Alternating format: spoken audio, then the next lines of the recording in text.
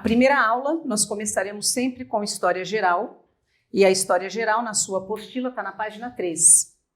Tá? Está na página 3. Maria Auxiliadora, vamos fazer muitas histórias juntas. Eu amei as histórias mal contadas, elas serão recontadas agora de uma maneira correta, não é? E para nós começarmos a fazer isso, e nós teremos nesse primeiro momento 1h15 de História Geral, depois nós teremos mais 1h15 de História do Brasil, tá bom? Nós vamos começar pelo quê? Por uma coisa que é muito simples dentro da história e que hoje em dia retornou nos vestibulares. Essa primeira parte da história, os conceitos históricos, eles haviam ficado em segundo plano em determinados momentos dos vestibulares. Mas hoje, como nós estamos passando por várias questões em que você tem historiografias sendo montadas, é necessário você ter acesso a coisas básicas da introdução do estudo da história.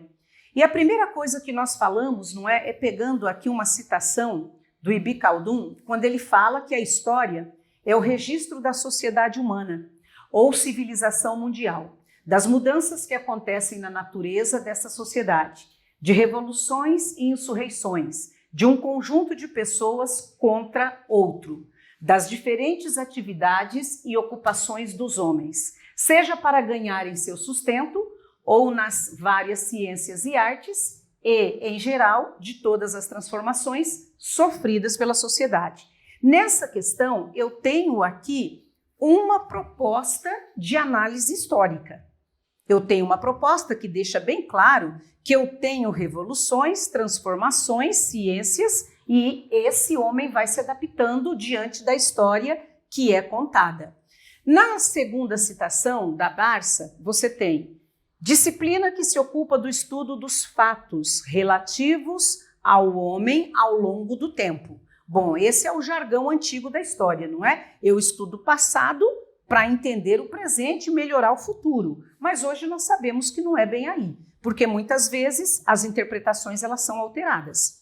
As interpretações elas dependem do momento que vivemos, ela depende de uma releitura. Por isso, nós temos que ter muito cuidado hoje quando eu pego essa parte introdutória da história.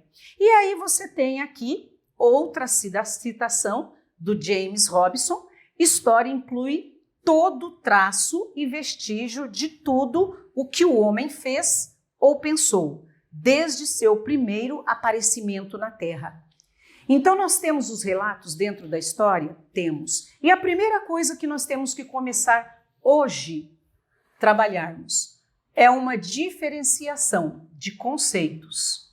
E esses conceitos, eles são muito simples. Por quê? Porque a história, ela vem do grego storare, investigação, e esse conceito ele vem com história, que é diferente de historiografia. O que vem a ser a história, moçada, são os fatos. Os fatos sem alteração. Eu pego, por exemplo, 7 de setembro de 1822, é um fato histórico. É um fato histórico que não será alterado por nada. Por quê? Porque, de fato, no 7 de setembro nós tivemos a proclamação da nossa independência.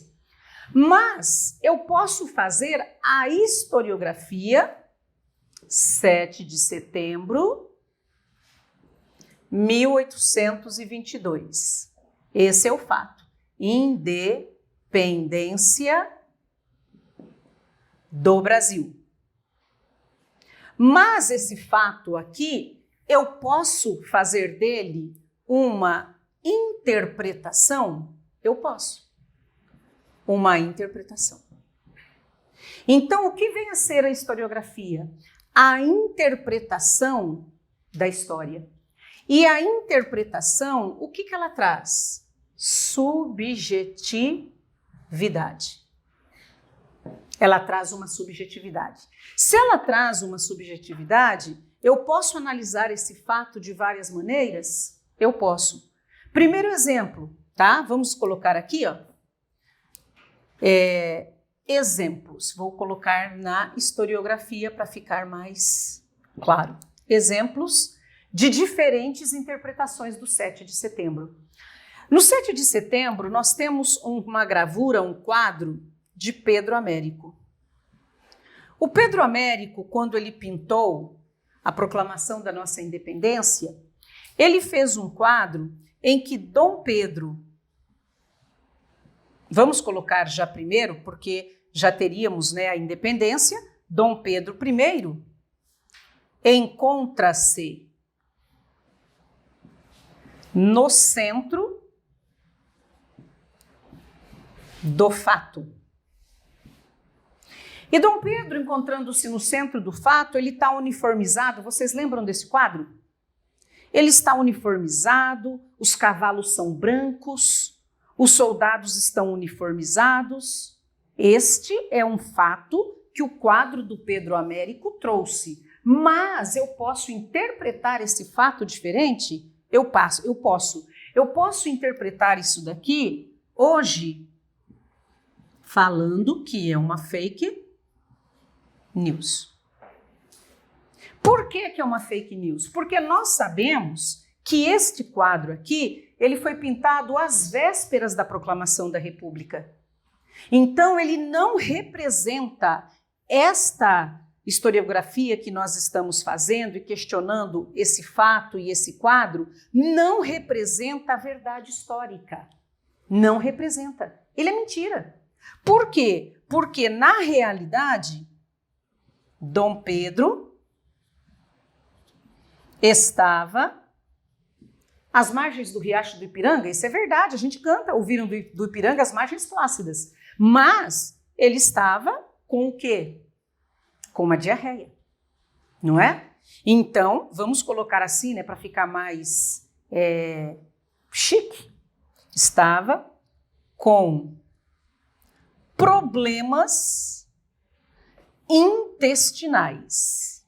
Olha como fica bonito, né? Quando a gente troca o termo em humanas, você tira a caganeira do homem e você coloca como problemas intestinais. Outra questão, eles viajavam em cavalos, como apresenta o quadro do Pedro Américo? Não, viajava-se mulas. Porque o cavalo não é resistente para longas distâncias. As longas distâncias, elas virão com as mulas. E outra situação, ele teria todos aqueles soldados com ele? Não. Ele teria uns 5. E diante dessa questão, então, eu posso fazer isso dentro da onde? Da história ou da historiografia? Da historiografia. E essa é a grande questão que o aluno muitas vezes tem dificuldade, porque você vai pegar muitas vezes um exercício que apresenta um texto histórico, mas ele vai abordar esse texto com historiografias diferentes que você tem que conhecer. E que você pode, na subjetividade, obviamente, relacionando os fatos, trazer uma resposta correta, mas uma resposta deverazmente crítica. Eu vou dar outro exemplo disso daqui. Tá ficando claro para vocês isso daqui, moçada? Por mais que pareça simples, o que acontece? Tem um aluno que ele traz uma história unilateral na cabeça dele. Ele acha que ele tem que saber só aquele fato, é o fato e acabou, e é assim que eu vou gabaritar o meu vestibular. Não é assim. Muito pelo contrário, é fazendo análise. Eu vou dar outro exemplo, né, de um fato. 1975, morte de Vladimir Herzog. O Vladimir Herzog é conhecido como Vlado, não é? E o Vladimir Herzog, ele é conhecidíssimo de vocês. Por quê? Porque é aquele que entrou com as perninhas dele caminhando no DOI-CODE de São Paulo. Ele era um jornalista da TV Cultura e ele morreu. De que forma? Foi suicídio? É aquele das perninhas, a perninha dele está dobrada, que se ele ficasse em pé, ele nunca cometeria suicídio, ou seja, ele foi suicidado, não é? Ele foi assassinado. E aqui eu tenho um fato, mas quando eu pego esse fato e vou interpretá-lo numa historiografia atual, eu posso falar que isso aqui mudou? Sim. E por que que mudou? Porque nós vamos ter a Comissão Nacional da Verdade no governo Dilma Rousseff. E o que a Comissão Nacional da Verdade vai fazer, moçada? Ela vai conceder a Vladimir Herzog um outro atestado de óbito.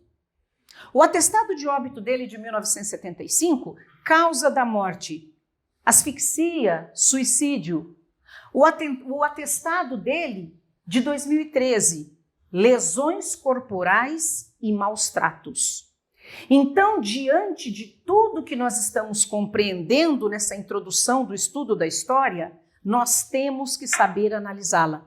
Nós temos que saber fazer as releituras que estão vindo com o passar dos anos e modificando aquilo que era um fato inquestionável num fato que não só foi questionável, como ele foi alterado. E essa alteração qualquer um pode fazer? Não. Nós não temos liberdade para fazermos isso. Aí entra o papel do que nós chamamos do historiador. O papel do historiador, ele é fundamental para o entendimento tanto da história quanto da análise historiográfica. Então, aí nós começamos, dentro deste processo, fazer com que o papel do historiador seja fundamental para o entendimento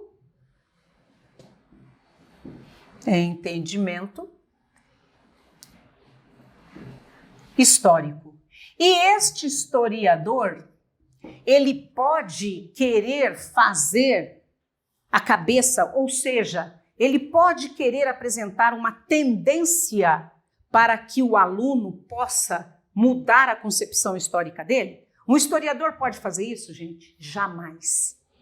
Jamais. Porque quem tem que construir a sua historiografia é você. E é aí que vem a facilidade do professor de história em trabalhar com você como está a análise desse fato agora. Por que mudou? Como eu analiso este fato agora? E tem mais uma questão, para a questão de vestibular. Como determinadas instituições veem esse fato histórico? Vocês já passaram por isso? Já passaram por questão que você fala, pô, mas isso daqui em tal local fala um negócio, em tal local fala outro. Por exemplo, vamos dar um exemplo? Quando você pega o 31 de março de 1964. 31 de março de 1964, o que você tem? Depende de onde você estiver fazendo sua prova. Você pode ter um golpe que derrubou um presidente, João Goulart. Ou você pode ter uma revolução que se chamou Redentora. Por quê? Porque você terá só os militares? Não. É ditadura civil-militar, porque a Igreja Católica apoiou a entrada dos militares, a UDN, o PSD, as ligas femininas. Então, diante disso, você observa que esse historiador aqui, ele tem que facilitar o seu entendimento e você tem que saber analisar aquele fato. E é daí que vem a importância de você estar estudando história. Porque muda, moçada. Porque muda. Aquilo que muitas vezes, há 5 anos atrás, era uma verdade absoluta, hoje não é mais. Então, nós temos que ter todo esse cuidado e vocês vão fazer, nós temos 20 exercícios. Vocês viram que cada aula você não vai ter desculpa, você tem 20 exercícios para praticar. E praticar em cima daquilo que veio nos últimos vestibulares, no Enem, e que fica fácil para você enxergar. E o que você não enxergar, eu estarei trabalhando com vocês. Outra coisa que é muito importante quando nós falamos de história. Nós teremos fontes históricas. Aí você lembra, não é? O seu sexto ano, você fala, caraca, esse negocinho de fontes históricas, por que que nós temos que analisar? Porque eu tenho fonte histórica escrita, eu tenho a fonte histórica não escrita, eu tenho a fonte histórica oral. E é a oralidade que hoje faz com que nós tenhamos muita história sendo alterada. Porque antes não considerava-se a oralidade uma fonte histórica. Ah, mas eu posso falar que todo mundo que fala um negócio é fonte histórica, está valendo? Não. Você tem que fazer uma análise. Mas ela tem a validade hoje? Ela tem. Vamos fazer um exemplo com vocês? Imagina daqui 20 anos, um aluno estudando a pandemia do coronavírus. O que vocês falarão? Eu vivi esse momento. Eu vi o que aconteceu. Aí o aluno vai falar, ah, mas está escrito aqui no livro que o Brasil comprou vacina, que o Brasil não sei o quê, que o Brasil não sei o quê. Você vai poder falar o quê, moçada? É verdade ou é mentira? Aí você vai falar, nós vamos saber o que vai acontecer, porque está acontecendo ainda, a gente não pode falar nada. O que está acontecendo ainda não virou história. O que está acontecendo ainda não virou história. Mas você já imaginou, daqui 20 anos, você falando de um fato? É como eu posso falar com propriedade das diretas já, porque eu era adolescente na época das diretas, eu participei do comício das diretas, eu vi a coisa. Então, eu tenho moralidade para falar sobre esse fato? Sim, eu tenho. Tá? E hoje nós temos um outro fato muito importante, e é isso que está vindo hoje no Enem, vem também na UFMS e a UEMS, creio que também vai beber aí nessa seara, que é a questão do patrimônio material e imaterial. O que vem a ser essa questão de patrimônio material e imaterial? Você vai falar, é a mesma questão de fonte histórica escrita, não escrita? Não deixa de ser, gente. Tudo que é um patrimônio é uma fonte. Mas aqui, quando nós pegamos esse patrimônio, nós estaremos dando ênfase ao Brasil. Ênfase ao Brasil. E quando nós enfatizamos o Brasil, o que nós vamos ter aqui? Nós teremos a criação de um Instituto do Patrimônio Histórico Nacional Brasileiro, o famoso IPHAN. O IPHAN foi criado em janeiro de 1937. Aí você pensa, então foi criado no Estado Novo? Não, porque o Estado Novo começa em novembro de 37. Então nós estávamos ainda no governo de Getúlio Vargas, mas era um governo constitucional, porque nós teremos a mudança para a ditadura varguista em novembro de 1937. E o que o IPHAN vai trazer? Ele vai trazer essa questão do que é material e do que é imaterial, principalmente dentro do Brasil. E nós temos, inclusive, um artigo na Constituição 216, que afirma que nós temos o patrimônio que traz a história, mas que traz também até a biologia. Por exemplo, quando eu pego as cataratas do Iguaçu, o que as cataratas do Iguaçu seria? Um patrimônio material, imaterial ou ecológico? Aí você fala, cara, isso daí é uma coisa que a gente não pensa, mas está vindo. A floresta amazônica, o que a floresta amazônica é? Ela é um patrimônio do Brasil? É um patrimônio. Tá? O IPHAN já tombou, é um patrimônio, mas é um patrimônio que está voltado a quê? A questão da natureza, da ecologia também. E quando nós pegamos aqui patrimônio material, o que nós poderíamos elencar? Por exemplo, em Campo Grande, nós estamos em Campo Grande, Mato Grosso do Sul. Em Campo Grande, eu posso pegar como um patrimônio material a Praça das Araras. Tem mais alguma coisa? O que vocês poderiam pegar? Que vocês falam, não, eu tenho certeza que isso daqui é um patrimônio nosso. O obelisco. O obelisco. E o obelisco foi criticado por Vargas, não foi? Você sabe a história do obelisco? O obelisco, em 1930, quando Getúlio Vargas fez golpe ou revolução, ou pode ser visto dos dois primas. Nós vamos analisar isso no decorrer do curso, né, moçada? Mas quando Vargas chegou no Rio de Janeiro, ele fez questão para mostrar que o obelisco não servia para nada. Ele amarrou os cavalos, ele e a galera dele, nos obeliscos, para mostrar que aquele monumento era de que serventia para a população. Aqui em Campo Grande a gente sempre brinca que o obelisco ele servia para atrapalhar o trânsito, porque a José Antônio morria na Afonso Pena. Hoje ela faz assim. Mas é um patrimônio. Você está corretíssima. Só que é interessante a gente analisar isso aqui, né, moçada? Dentro da história. Que mais que nós poderíamos colocar? Agora pega Brasil. O Brasil nós temos o Cristo Redentor. Cristo Redentor. As cidades de Minas Gerais, muitas coisas, não é? E quando eu falo do que é imaterial, isso que está vindo muito dentro dos vestibulares. Muito, muito, muito. Tudo bem aqui, moçada? Todo mundo compreendendo? Alguém querendo fazer pergunta? Pode fazer. Auxiliadora, repete isso aqui, eu não entendi isso daqui. A gente volta lá, tá? Não tem problema. E imaterial. Imaterial. Eu posso falar que a capoeira, o samba, são patrimônios imateriais? São. São patrimônios imateriais do Brasil. Então, tudo isso hoje é importante para nós? Sim. E eu faço a pergunta, por que resgataram isso para os vestibulares? Por que vocês acham?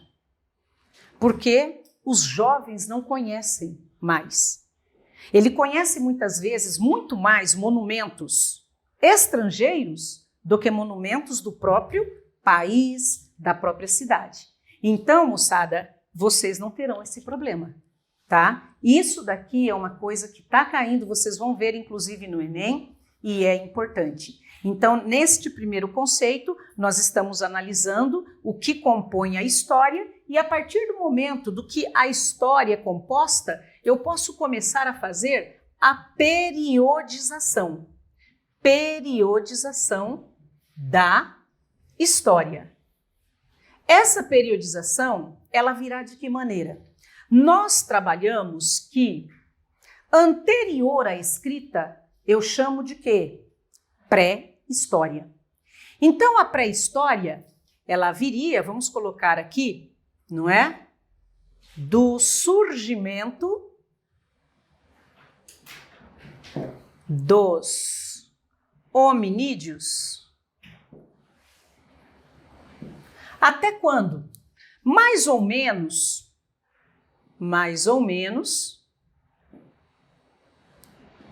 para ficar claro que é um mais ou menos, 4.000 antes de Cristo, 3.500 antes de Cristo, quando nós temos a escrita. Por que eu coloco 4.000, 3.500? Porque nós vamos pegar como referência a primeira escrita da humanidade, que é a escrita cuneiforme. E a escrita cuneiforme, ela vem com os sumérios da Mesopotâmia. E ele estará aqui, ó, veiculando 3.280, mais ou menos. Então, como você não tinha escrita, não tem como a gente querer estabelecer algo rígido, tá? Então, eu tenho a escrita. A partir daqui, vou pegar 4.000 arredondando. 4.000 antes de Cristo até 476, nós temos a Idade Antiga. Nós temos a Idade Antiga. Aí você já começa a ficar preocupado no seguinte sentido. Bom, eu sei que 4.000 é a escrita, mas em 476, qual seria o fato histórico? Queda do quê, moçada? Do Império Romano Ocidental. Por incrível que pareça, a Idade Antiga, ela termina com a queda do Império Romano, e aí eu coloco aqui 476 a 1453, que é a Idade média. E a Idade Média? Bom, 476 é a queda do Império Romano do Ocidente. Começa a Idade Média, termina a Idade Antiga, e a Idade Média termina em 1453. O que aconteceu aqui? Queda de Constantinopla. Constantinopla, Império Bizantino. Império Bizantino. E o Império Bizantino eu posso chamá-lo também de Roma Oriental. Opa, então eu tenho aqui a Idade Média. Começa com a queda de Roma Ocidental, onde teremos o feudalismo na Europa Ocidental, e termina com a queda de Constantinopla, que é Roma Oriental. Então as duas pontas são Roma, né? As duas pontas. Aí você fala, eu preciso ficar decorando isso? Jamais. Não. Não, porque conforme nós formos estudando, quando eu chegar no marco histórico, porque o que é 476 dentro dos conceitos históricos? Nós chamamos de marco histórico aquilo que determina uma transição, uma alteração. Então, aí eu não preciso decorar, porque conforme eu for estudando, porque quando eu terminar essa periodização, eu vou começar a pré-história. Nós vamos começar a pré-história, pô, você vai falar, auxiliador, você está me deixando desesperado, porque é muita coisa, não é, nós vamos devagar, construindo todo esse conhecimento, e você vai ver que ele é tranquilo para ser entendido. 1453 a 1789. Eu tenho aqui a Idade Moderna. A Idade Moderna. E 1789 é o quê? Exatamente, Revolução Francesa. E sabe o que é bacana também, moçada? Quando você está fazendo um curso, você vai corroborando, você vai confirmando o que você sabe. Isso te dá confiança. Você fala, pô, eu sei bastante. Eu só vou ajustar isso aqui e isso vai fazendo com que você tenha tranquilidade. Então, aqui eu termino a Idade Moderna com a Revolução Francesa.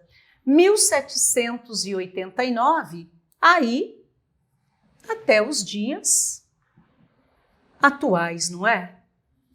Nós chamamos isso de Idade Contemporânea. Idade Contemporânea. O que está ocorrendo até os nossos dias de hoje. Essa historiografia é francesa. Ela não é a única que existe, tá?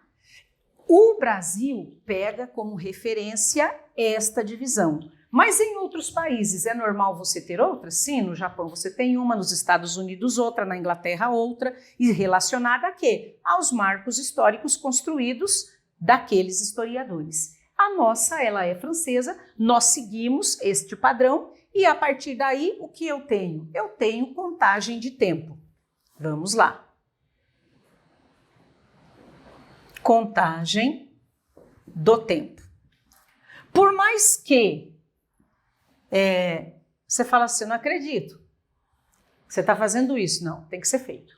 Por que tem que ser feito, moçada? Porque tem aluno que ele chega aqui, ele termina o ensino médio, ele não sabe se localizar. E a localização hoje no exercício, ela vem pelo século. Por desencargue de consciência, biênio, triênio não vou colocar, né, moçada? Não precisa, né? Porque o biênio são 2 anos. Triênio, 3 anos. Quadriênio, quinquênio, 5 anos. Década, 10 anos. Mas e quando eu falo em quartel? Se você pegar o seguinte exercício, assinale a alternativa relacionada aos fatos ocorridos no primeiro quartel do século XVIII. Primeiro quartel do século XVIII. Aí você vai falar assim, o que é quartel? Quartel são 25 anos, porque é 1/4 de um século. É 1/4 de um século. E se eu falo primeiro quartel do século 18, século 18 começa em que ano? A maioria sempre vai no final, mas não é. Século 18, eu sempre falo o macete básico. 18 menos 1, 17. Todo século começa em que ano? 01. Então, o século 18, ele começa em 1701 e termina em 1800. Qual que é o erro recorrente do aluno? Pensar que o século 18 está começando aqui, ó. E não é. E nesta situação, se eu falei primeiro quartel, eu estou trabalhando de 1701 a 1725. Tá claro isso aí, moçada? Hoje você tem muitos exercícios assim. Hoje você tem muitos. E se eu falar assim, a primeira revolução industrial,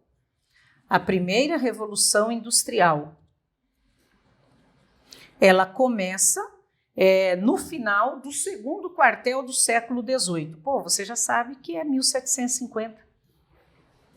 Isso daqui vai ficando uma coisa básica. Você olhou o exercício, você sabe o que ele está falando, você sabe se localizar, porque a localização é fundamental para tudo isso. Fundamental. Hoje os exercícios eles trabalham séculos porque eu pego uma quantia de acontecimentos relevantes e boto numa única questão, ao invés de perguntar específico de um ano. E quando você tiver o século, sempre faça esse raciocínio. Por exemplo, século 10, 10 menos 1, 9. O século começa sempre no ano 01, a matemática começa no 01, 901 a 1000. E assim por diante vai. Fechou, galera? Pegou isso daí? Quando você for fazer um exercício, tem o século. Seja humilde. O que é ser humilde? Localiza. Coloque em cima do século que ano que é, porque assim você não se perde. Porque senão você vai por cabeça, você vai de cabeça, está fazendo prova, chega uma hora que você engana na cronologia. E um fato de um século na frente, pedido, rapaz, você erra a questão. Porque não estará errado o fato histórico, mas estará fora da cronologia. Então isso é importante nós ressaltarmos. Tudo bem, moçada? Tranquilo? E nessa questão, você sabe também que temos vários calendários, não é? Você tem aí na sua apostila o calendário cristão, que pega como referência o nascimento de Jesus Cristo, o calendário árabe ou muçulmano, que pega como referência a Égira 622 do calendário cristão, ano 1 do calendário árabe, calendário muçulmano, calendário chinês, calendário judaico. O que significa isso? Nós não somos únicos, nós não temos uma contagem de tempo única, mas o Ocidente, ele utiliza a referência do calendário cristão, que é o nascimento de Jesus Cristo. E a partir de agora, saindo dessa primeira parte, que é realmente uma introduçãozinha, nós vamos entrar no que chamamos de quê? Pré-história. Pré-história. A pré-história também, ela hoje, exemplo, na ementa do Enem, fala que a pré-história não cai, mas a arte rupestre já caiu várias vezes. Então, o que significa? É o que eu falo. Dá para confiar? Não. Por isso, vamos fazer? Vamos. E a pré-história, você já sabe, ela vem anterior à escrita. Por mais que tenhamos o período pré-histórico maior que o período histórico, por que nós não estudamos tanto a pré-história? Porque eu não tenho escrita. E se eu não tenho a escrita, eu caio numa subjetividade gigantesca, galera. E a subjetividade, eu falo que muitas vezes é discutir o sexo dos anjos. A gente não chega a verdade nenhuma. Então, nós vamos trabalhar dentro da pré-história aquilo que é relevante. Aí já está na página, né? Acho que está na página número 2 de vocês podem acompanhar. Isso, página número 2. Número 2 não, número 4. Quando nós pegamos a pré-história, nós fazemos uma subdivisão. A primeira subdivisão nós chamamos de paleolítico. Vamos entender a palavra paleolítico. Paleo, do grego, significa antigo. Tudo que é lítico é pedra.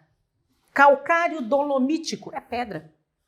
Então, paleolítico, antigo, eu posso fazer como?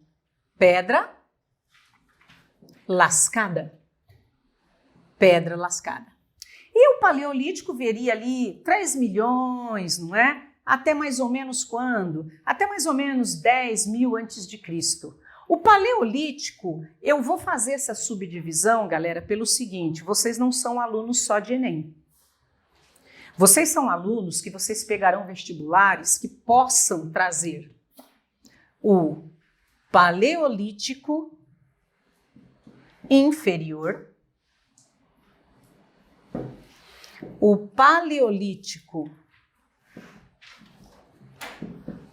médio e o paleolítico superior. Então vamos subdividir isso daqui? O que vem a ser o paleolítico inferior? É o princípio quando eu pego 2 hominídeos, o Homo habilis e o Homo erectus, tá? Então, no paleolítico inferior, é quando o homem começa a ter o que a gente chama de pinça. O que é a pinça? É o polegar. É o polegar. Ah, mas antes do Homo habilis, quem era? O Australopithecus. O Australopithecus, o macaco do sul. E o macaco do sul, ele não tinha o que a gente chama de movimento do polegar, que é a pinçagem, que é você conseguir pegar algo. Conseguir pegar. A partir do momento que ele consegue o objeto, segurar um objeto, ele começa a ter habilidade de fazer algo. Mas essa habilidade dele, gente, não é pensada. Você não pode pensar que ele raciocina. Não, isso não acontece, tá? Ele pega a pedra e ele utiliza a pedra da forma bruta. Por isso eu chamo pedra lascada. E o Homo erectus? O Homo erectus é aquele que a proporção dos braços para o membro estarão mais proporcionais, por isso a questão da postura ereta. E o Homo erectus, ele traz também um fato interessante. Ele é considerado o primeiro hominídeo que saiu da África. Como eu sei isso? Ele deixou lá a hashtag partiu Europa e Ásia? Algo escrito? Não tinha escrito. Como que eu chego à verdade que o Homo erectus é o primeiro a realizar a migração? Por meio dos estudos dos fósseis. Nós temos fósseis do erectus na China, na Indonésia, tanto que ele é chamado na Indonésia, não é, de Javantropo, na China, Sinantropo, e o tipo, não é? Seria o tipo, Sinantropo, tipo do homem chinês. E o erectus, ele conhecia o fogo. Mas eu posso falar que o erectus sabia fazer o fogo? Não. Ele pegava o fogo conforme a natureza dava. Caiu um raio, pegou fogo, ele cultuava a brasa. Quando a brasa apagava, ele não sabia fazer esse fogo. E quando que eu começo a ter essa alteração? Aí eu pego o paleolítico médio. No paleolítico médio, eu pego aqui o homem de Neandertal. O homem de Neandertal, ele foi encontrado no Vale Neander, na Alemanha. E o homem de Neandertal, ele é considerado sapiens. Por quê? Porque basicamente 99% da carga genética dele é a nossa. A diferença é que ele era mais atarracado, sabe, pessoal? Mais forte, sabe aquele cara troncudo assim, mais baixo? Era o Neandertal. E o fóssil do Neandertal foi encontrado de um jeito muito interessante no Vale Neander. Foi encontrado como? Assim, meio de cócoras, com algumas coisas ao redor, colocando um estudo diferenciado. Qual? Esse hominídeo, ele foi sepultado, ele não foi soterrado. Ah, então eu posso falar que o Neandertal, ele já tinha sentimento? Sim. A reconstrução da cadeia de DNA do Neandertal detectou que ele já tinha o gene da fala, que ele tinha diabetes, que ele tinha lupus e que ele era ruivo. E aí, moçada? E aí? Você vai falar assim, mas e aí? Por que não estudaram mais o Neandertal? Porque o Neandertal é considerado o elo perdido. O elo perdido dentro da onde? Dentro da pré-história. Como que o Neandertal desapareceu? Ah, a glaciação? Pode ser. O cruzamento genético dele com outros, com o Cro-Magnon, por exemplo, que entra sapiens sapiens? Pode ser. Nós não temos como afirmar. Mas ele é considerado o elo perdido dentro dos hominídeos, não é? E quando nós pegamos, moçada, o Paleolítico Superior, o que o Paleolítico Superior vai trazer?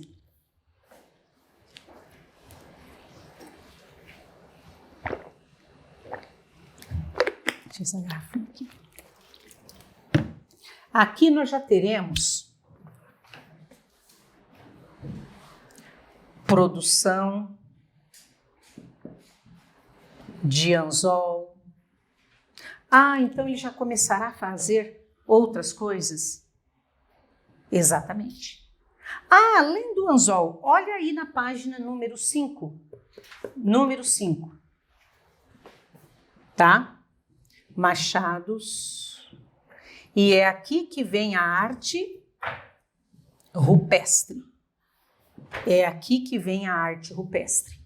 Então, a arte rupestre, ela é o quê? Paleolítico Superior. Mas, para o Enem, como que eu faço isso? Como que eu jogo tudo isso? De uma forma muito simples. Características gerais. Qual seria a economia no Paleolítico? Economia coletora e caçadora. Se ele tem uma economia coletora e caçadora, ele será sedentário ou nômade? Nômade, né? Nomadismo. Além disso, os instrumentos que ele utilizará serão instrumentos elaborados ou instrumentos rudimentares? Instrumentos rudimentares. Por isso eu chamo de pedra lascada. Instrumentos rudimentares. Conhecimento do fogo, mas ele não domina o fogo. Dominar é saber fazer. Dominar é saber fazer, ok? E o que nós poderíamos colocar? Moradia em cavernas. Moradia em cavernas. Simplificando o período paleolítico, tá bom? Saindo do paleolítico, nós entramos no meio. Meso, do grego, meio. Lítico, pedra. O que será o mesolítico? O mesolítico, ele é a transição para o neolítico. Ele é a transição para o neolítico. E nessa transição, moçada, para o neolítico, o que nós teremos? Nós teremos aqui, não é? Por exemplo,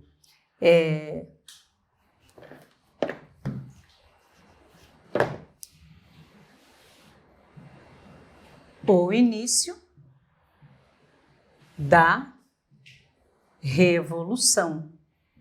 E a revolução que muda tudo isso é a agrícola. E quando nós fazemos essa mudança, eu venho para o novo lítico pedra. Eu chamo isso de pedra polida. Pedra polida. E a pedra polida, ela traz a agricultura, a domesticação dos animais, domesticação dos animais. Ah, mas então esse homem pré-histórico, ele não caça mais, ele caça. Ele caça, ele pesca, mas ele precisa continuar mudando? Não. Se ele não continua mudando, sedentarismo. Além disso, cerâmicas, que lá no Mesolítico também você já tinha, mas aí é o que eu falo, pessoal, não adianta nós querermos dividir e falar, não, isso aqui aconteceu aqui, isso aqui aconteceu ali, por quê? Você não tem documentos escritos. Ah, uma coisa que eu coloquei aqui, a arte rupestre, não é? A arte rupestre, ela vem com características gerais, e a arte rupestre, ela seria a selfie da gente hoje, não é verdade? Tudo que nós fazemos, o que nós tentamos fazer? Documentar, né? Pá, imagem daqui e dali. Imagina daqui 10 mil anos, alguém encontrou um celular e abriu foto. Nossa, esse pessoal era ultrapassado. Olha só como eles guardavam os relatos deles. É a mesma coisa que nós, quando olhamos uma pintura rupestre. O que a pintura rupestre representa? O que você sempre vai marcar no vestibular ou no Enem? O cotidiano. Era o cotidiano dele, era o dia a dia dele. Tá? Ah, será que a caça foi bem feita? Será que deu azar, deu sorte? Não sabemos. Mas que ele trazia certo ali a questão do dia a dia, o cotidiano dele representado, ele trazia. Beleza?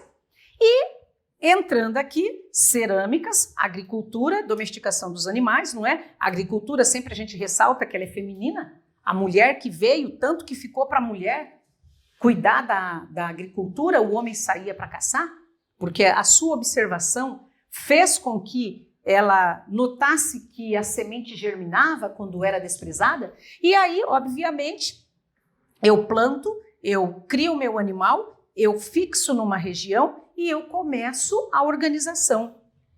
Organização em clãs. Os clãs seriam clãs familiares. Então, nós vamos começar a ter aqui esta organização. Exato. E quando vem a organização dos clãs, galera, nós vamos também chegar ao que nós chamamos de organização. Organização do quê? Do que nós chamaremos de cidades. E essas cidades, elas estarão vindo como? Por exemplo, nós vamos ver na aula que vem o Egito. O Egito tem a fase neolítica dele, que é a fase dos nomos, antes dos faraós.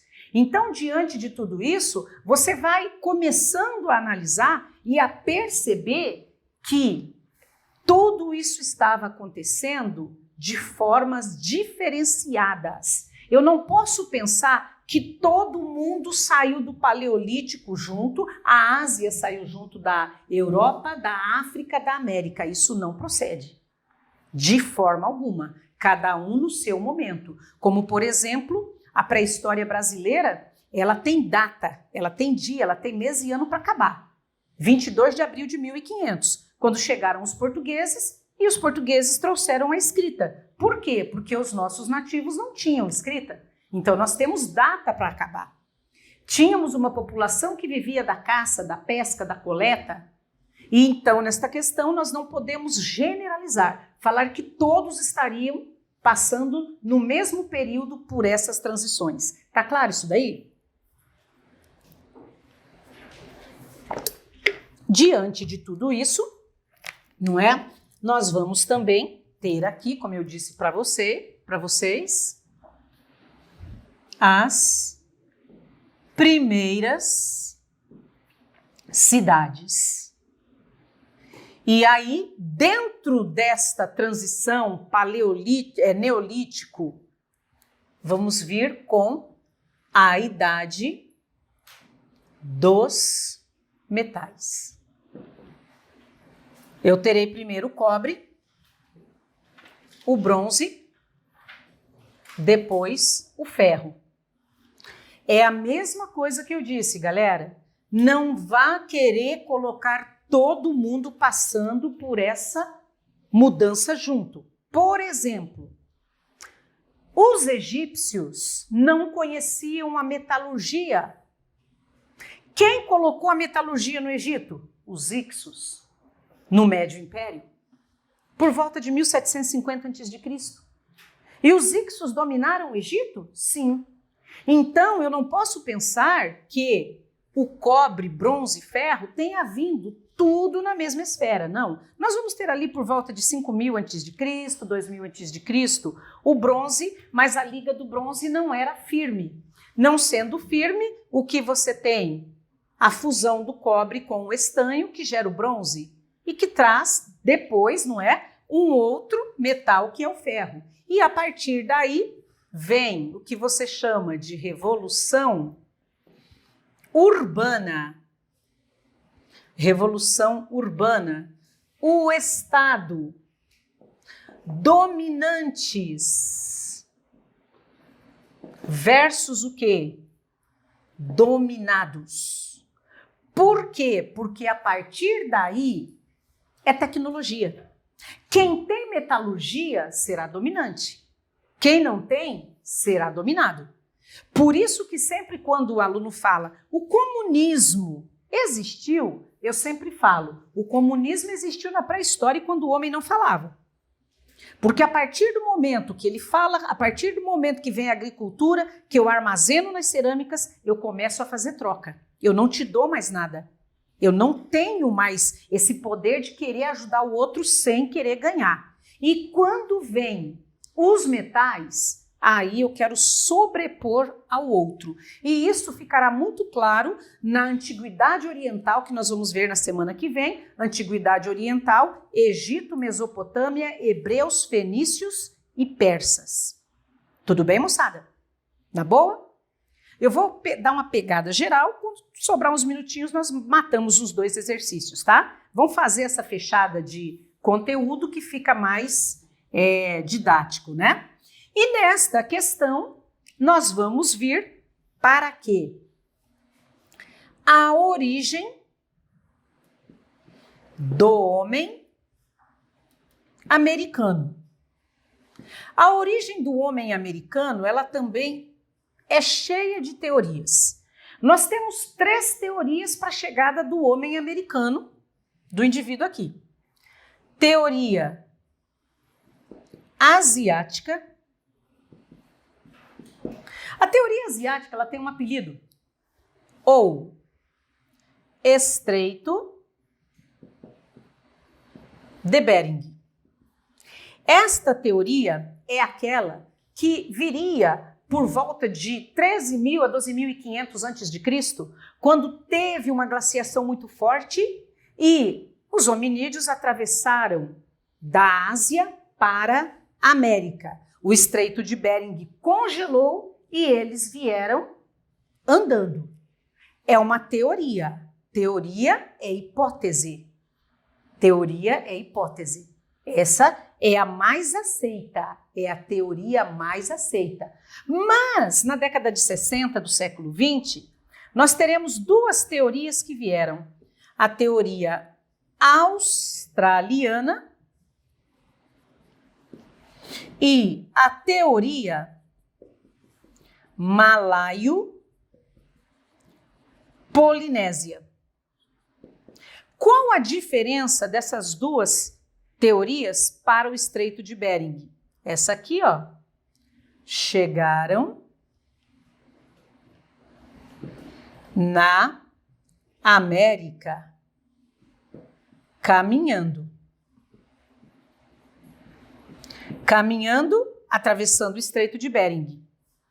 Estas 2, a australiana e a malaio-polinésia, construção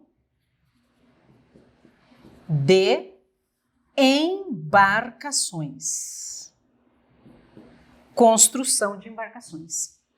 Quando? Em 1967, acharam fósseis. Austrália, Polinésia, e aí veio o estalo. Será que esses indivíduos não chegaram aqui na Cordilheira dos Andes? Pode ser, como pode não ser. Ah, mas então, qual seria a única coisa certa que nós temos sobre o homem americano? A única coisa, moçada, é que nós não somos autóctones. O homem americano não é autóctone. O que significa autóctone? Nativo. Esta é a única certeza que nós temos. Ele não é nativo. Não nasceu aqui. E se você for analisar as características físicas dos nativos da América, elas são negroides ou asiáticas.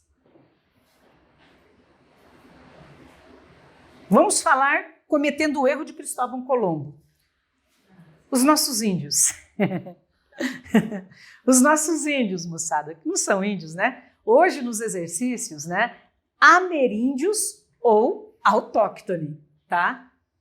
Porque índio é uma nomenclatura errada. Você vai ver daqui a pouquinho, quando nós trabalharmos a outra frente. E aí, galera? Os índios, eles têm características o quê? Negroides ou asiáticas? Asiáticas. Cabelo liso. Já tinha pensado nisso? Cabelo liso. O olhinho mais puxado, né? A pele amarelada. O índio, ele tem uma cor mais bonita por causa do sol. Mas ele é amarelado.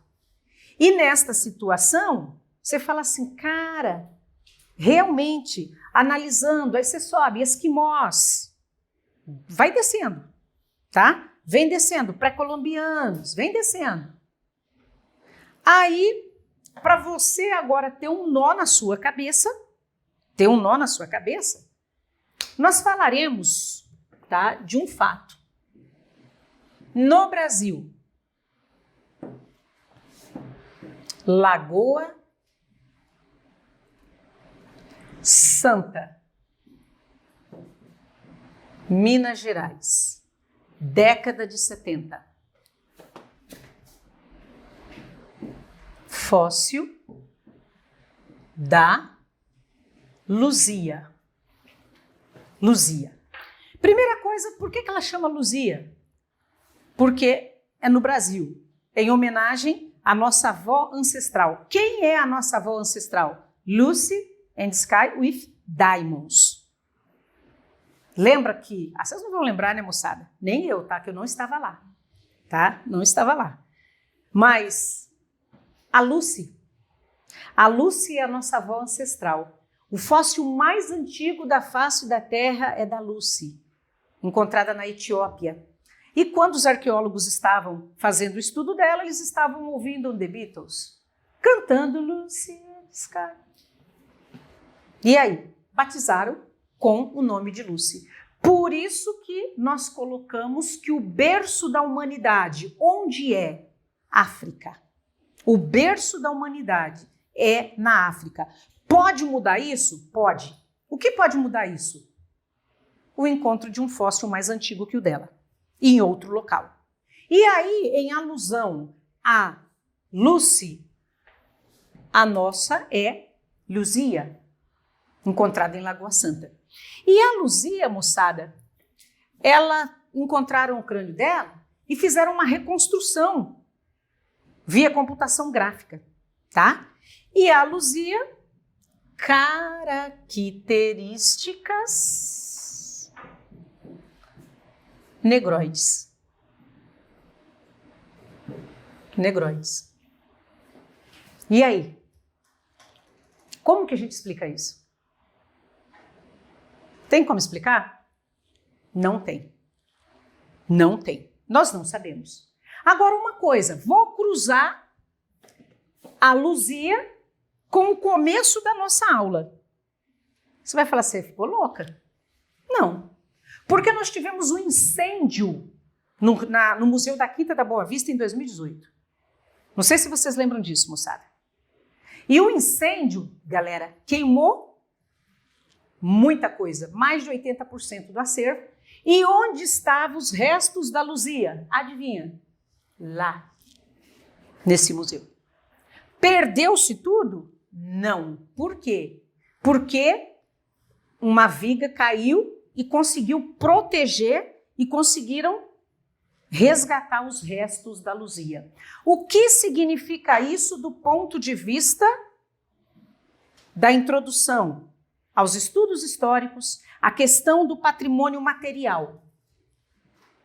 O que significa isso? Dentro do Brasil, nós temos uma preocupação em salvaguardar aquilo que traz a nossa memória histórica? Sim ou não? Aí você poderia fazer uma réplica para mim. Auxiliadora, mas a Catedral de Notre Dame também pegou fogo. Então, moçada, vocês estão observando que a negligência, ela não é só do Brasil. Ela não é só do Brasil com relação ao que nós falamos sobre o quê? Sobre a proteção daquilo que nos remete ao passado e que faz com que nós possamos não trazer uma verdade, mas pelo menos tentar entender o que aconteceu. Fechou?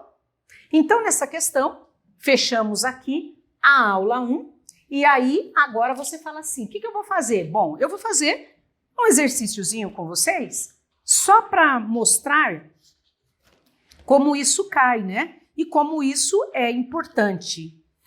Pega aí, moçada, vamos pegar aqui do Enem. O Enem PPL, vocês sabem que é, né? Da galera encarcerada, né? Vamos falar bonito, né? O cara tá guardado, né? Bem guardadinho, né? Que ele tem que ficar, né? Então vamos lá. O número 1. Os pesquisadores que trabalham com sociedades indígenas centram sua atenção em documentos do tipo jurídico-administrativo, visitas, testamentos, processos, ou em relações e informes, e têm deixado em segundo plano as crônicas. Quando as utilizam, dão maior importância àquelas que foram escritas primeiro e que têm caráter menos teórico e intelectualizado, por acharem que estas podem oferecer informações menos deformadas. Contrariamos esse posicionamento, pois as crônicas são importantes fontes etnográficas. Independentemente de serem contemporâneas ao momento da conquista ou de terem sido redigidas em período posterior. O fato de seus autores serem verdadeiros humanistas ou pouco letrados não desvaloriza o conteúdo dessas crônicas.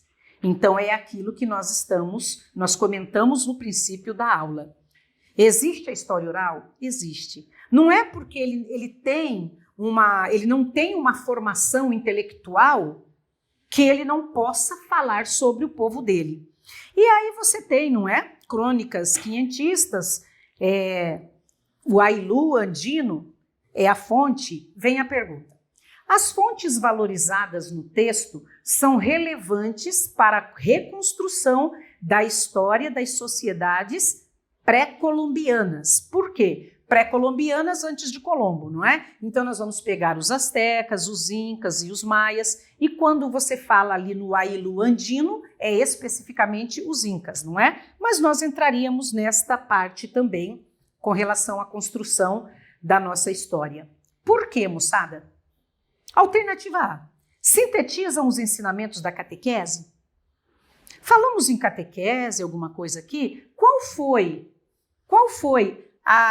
o ponto-chave desse texto? É falar que crônicas são importantes, independente de quem está falando, independente se ele tem formação cultural, científica diferenciada.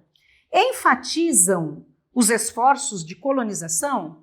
Está dando alguma ênfase na colonização? Vamos dar uma ênfase na colonização? Se eu falasse assim, dentro dos incas nós tínhamos uma exploração que era denominada de mita. Mita. A mita que é utilizada na América Espanhola, ela era andina, ela era dos incas. Os incas aplicavam a mita em quem eles dominavam. E o que era a mita? Era um trabalho compulsório a quem era dominado. E isso sim seria sobre a colonização, mas o texto não fala sobre isso. Tipificam os sítios arqueológicos? Está falando de sítio arqueológico, gente? Não. Está falando de crônicas. Relativizam os registros oficiais? Sim ou não? Sim. O que é relativo? Você pode ler aquilo, você pode ouvir aquilo, e aí aquilo que traz a verdade, muitas vezes, ela se torna questionável. E é o que nós falamos no começo da aula de hoje, tá? Ficou claro para vocês isso daqui? Onde que eu vi isso na resposta? Contrariamos esse posicionamento, pois as crônicas são importantes fontes etnográficas, independentemente de serem contemporâneas ao momento da conquista ou de terem sido redigidas em período posterior. Tá? Tudo bem? E por último, substituem as narrativas orais? Não, muito pelo contrário, né? Ela vem como uma narrativa. Ela vem como uma narrativa. Beleza? Tranquilo? Mais um, deixa eu ver aqui, porque nós vamos fazer um intervalinho, né? Para vocês irem ao banheiro, tomar uma aguinha, porque Brasil vai vir agora. Aí não vai ser moleza igual essa aqui não, porque essa daqui é tranquila, né? Nós vamos começar com as grandes navegações. Navegar é preciso. Tudo bem, moçada?